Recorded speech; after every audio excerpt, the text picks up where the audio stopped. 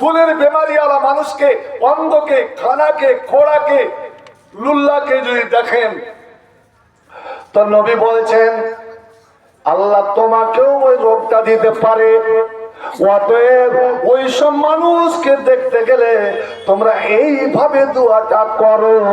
আর দেখবেন এই দোয়াগুলো যদি মেয়ে ছেলের মুখস্থ থাকে, ওর ছোট্ট ছোট বেটা বেটিকে মুখস্থ করিয়ে দিবে। ওরে মা বলো প্রথম মাদ্রাসা, মা বলো প্রথম স্কুল।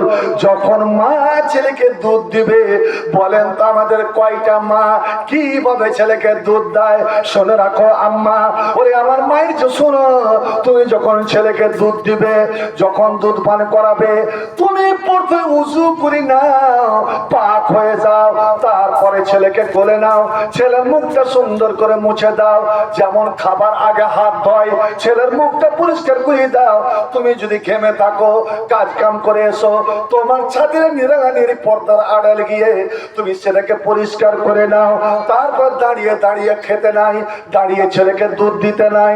একটা সুন্দর জায়গাতে দিয়ে সুন্দর ভাবে বসে যাও, আর বসে গিয়ে তোমার ছেলেকে ডান কোলে নাও, ডান ছাতি জায়গাতে মুখটা দেওয়া।